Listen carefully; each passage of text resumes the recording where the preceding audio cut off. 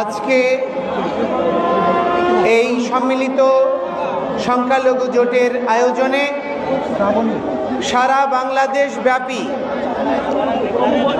5ই আগস্টের পরে যে নির্মম নির্যাতন, মঠ মন্দিরে হামলা, ভাঙচুর, অগ্নিসংযোগ এবং লুণ্ঠন ঘটনা প্রবাহ অদ্যাবধি চলছে, রাষ্ট্রযন্ত্রে সনাতনী বা সংখ্যালঘুদেরকে যেভাবে টার্গেট করা হচ্ছে, এই সব ঘটনাবলীর নিরসনকল্পে বৈষম্যহীন একটি জাতি রাষ্ট্রে সনাতনীরা গর্বিত উত্তরাধিকার হিসেবে বেঁচে থাকার জন্য পরবর্তী প্রজন্মকে অনুপ্রেরণাদায়ী একটি সুন্দর দেশ উপহার দেওয়ার জন্য সম্মিলিত সংখ্যালঘু জোট আজকের যে সভা আহ্বান করেছে, এই সভায় আমি প্রথমে কৃতজ্ঞতা ভরে স্মরণ করতে চাই শ্রীমান ডক্টর মহানামব্রত ব্রহ্মচারীকে,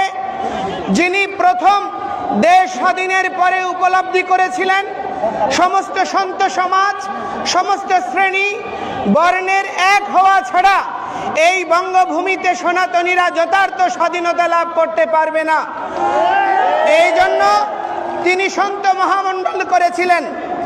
আজকে এখানে কেন্দ্রীয় তপবন আশ্রম, তুলসীধাম, ঋষিধাম, শঙ্কর মঠ সহ আমাদের যত মঠ মিশন রয়েছে, মহাপ্রকাশ মঠ, জগৎবন্ধু সুন্দরের এবং বিভিন্ন সৎসঙ্গ, গৌড়ীয় মঠ সহ যত মঠ মিশন রয়েছে, প্রতিটি মঠ মিশনের নির্বাহী বা প্রধানগণ এখানে অংশগ্রহণ করেছে। এই জন্য সংখ্যালঘু সম্মিলিত জোট এবং সনাতন জাগরণ মঞ্চ উভয় পটভূমি থেকে আমি সমস্ত সন্তদেরকে কৃতজ্ঞতা এবং প্রণাম নিবেদন করছি।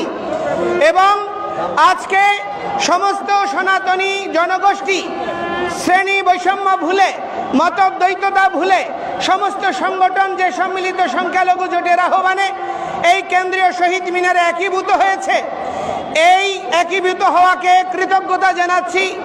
এবং আপনাদের এই উত্তরদায়িত্ব পালন করার জন্য আপনাদের পূর্বজরাও, আপনাদের পূর্বপুরুষরাও গর্বিত হবে বলে আমি দৃঢ় বিশ্বাস করি। আজকে আমরা বাঙালিরা এই বঙ্গভূমির সন্তান। একটা জিনিস মনে রাখবেন, পৃথিবীর আন্তর্জাতিক প্রতিটি সনদে ভূমিপুত্রদের স্পেশাল অধিকার রয়েছে। অথচ আজকে আমরা এই যে বঙ্গভূমি বাংলাদেশ বলছি, এই বঙ্গ শব্দটা আসছে কোত্থেকে?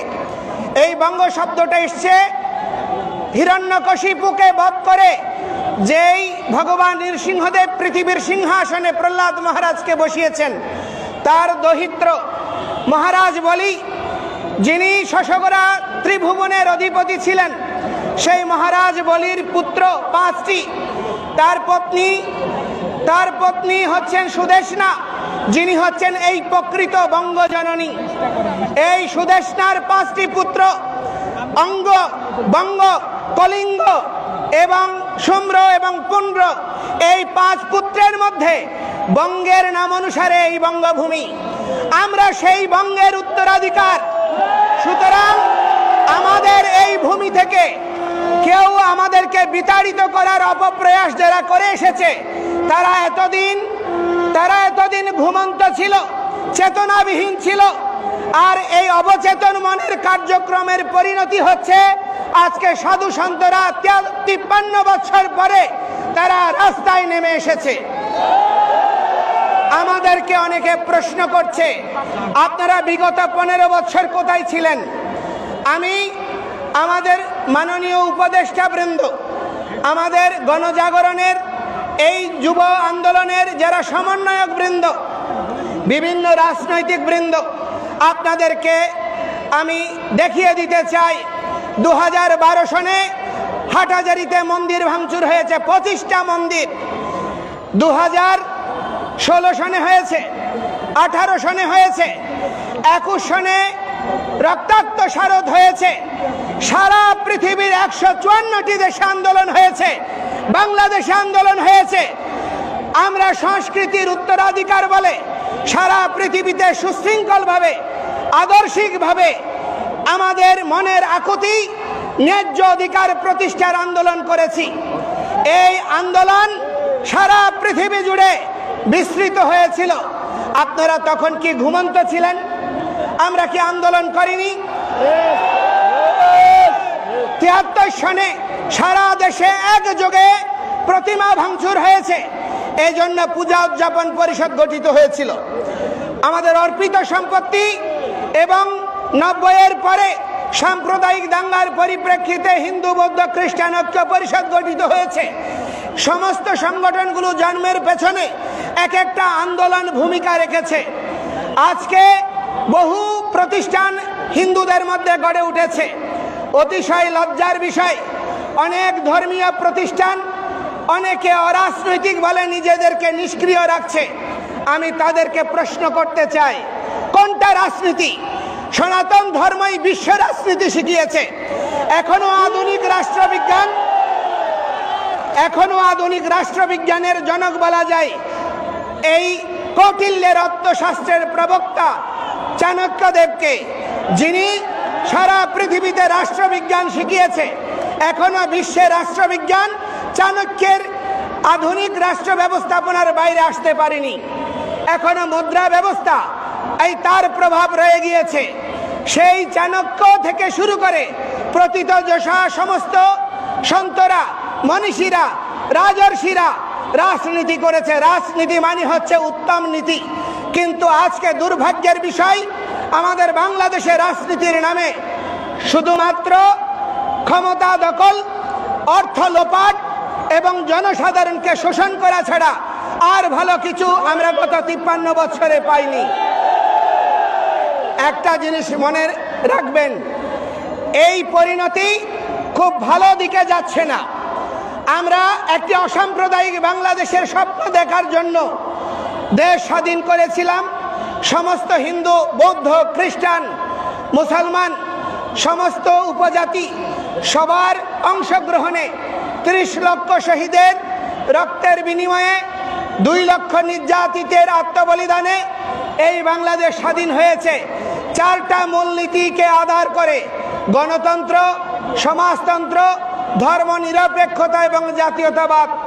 অতিশয় দুর্ভাগ্যের বিষয়, দীর্ঘ সময় ধর্ম নিরপেক্ষতাকে নির্বাসনে পাঠানো হয়েছে। অজুহাত দেখানো হয়েছে যে ধর্ম নিরপেক্ষতা মানে ধর্মহীনতা, ধর্ম নিরপেক্ষতা মানে প্রতিটি ধর্মের সহাবস্থান নিশ্চিত করা। এই সত্যটি অনুধাবন করতে না পারার জন্য কেউ এইটি নির্বাসনে নেওয়ার প্রচেষ্টা করেনি। এটি বুদ্ধিদীপ্ত একটি প্রচারণা। বাংলাদেশে তথাকথিত সুশীল সমাজ, তথাকথিত জ্ঞানীরা এবং তথাকথিত কিছু মিডিয়ার যৌথ প্রচারণায় ধর্ম নিরপেক্ষতাকে ধর্মহীনতা হিসেবে উপস্থাপনের প্রচেষ্টা হয়েছে, যার ফলশ্রুতিতে আজকে বাংলাদেশ স্বাধীনতার পরে ৫৩ বছর হয়ে গিয়েছে, বাঙালি জাতি একটি আদর্শিক ইতিহাস তৈরি করতে পারেনি। বাঙালি জাতি একটি প্ল্যাটফর্ম তৈরি করতে পারেনি। বাঙালি জাতি জাতীয়তাবোধকে বিকশিত করার জন্য একটা সুষ্ঠু পদক্ষেপ গ্রহণ করতে পারেনি। এটি আমাদের জন্য লজ্জার, ভবিষ্যৎ প্রজন্মের জন্য আতঙ্কের। এই জন্য এই আতঙ্কের নিরসন হওয়া জরুরি। এবং আমি বলতে চাই যে দেখুন, আমরা ১৫ বৎসরের আপনাদের অপশাসন এবং এই দুর্বৃত্তপনার অবসান কল্পে আপনারা ছাত্র জনতার এই যে অভ্যুদয় হয়েছে, যে অভ্যুত্থান হয়েছে, তারপরে কোনো স্বাধীন রাষ্ট্র একবার স্বাধীন হয়, বারবার স্বাধীন হয় না। কিন্তু এই স্বাধীনতা কেন আমরা ধরে রাখতে পারিনি? এই দেশে কেন সাম্প্রদায়িকতা, দুর্নীতি, ক্ষমতা লিপ্সু মানসিকতা বিকশিত হয়েছে? এর জন্য দায়িত্ব কোনো রাজনৈতিক দল এড়াতে পারে না। আমি আপনাদেরকে বলতে চাই, এর জন্য কোনো শিক্ষাবিদরা এড়াতে পারে না। কারণ আমাদের প্রত্যেকের মধ্যে লেজুর বৃত্তির মানসিকতাই আজকের এই বিপর্যয় নিয়ে এসেছে। ছাত্র জনতাকে ছাত্র জনতাকে মাঠে নামতে হয়েছে। তো সেই স্বাধীনতা, যেই স্বাধীনতা আপনারা নতুন করে উপভোগ করতে চাইছেন, কাকে পরাধীন করে, কাকে পরাস্ত করে?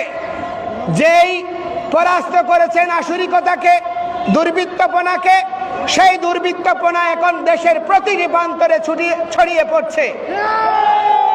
আজকে প্রতিটি সনাতনীরা, সংখ্যালঘুরা, পাহাড়িরা অনিরাপত্তার মধ্যে দিনাতিপাত করছে। আমাদের নিরাপত্তা নাই, হুমকি আসছে প্রতিটি মুহূর্তে। কিছুক্ষণ আগে জানলাম ভোলাতে সার্কুলার রোডে ধীরেন রায়ের পূজা কমিটির পূজা বন্ধ করে দেওয়া হয়েছে। বিভিন্ন জায়গায় পূজা বন্ধ করে দেওয়া হচ্ছে, প্রতিমা ভাঙচুর হচ্ছে, মঠ মন্দির ক্ষতিগ্রস্ত করছে, চাঁদাবাজি চলছে, শ্লীলতাহানি হচ্ছে। এখন প্রশ্ন হচ্ছে সংখ্যালঘু কারা?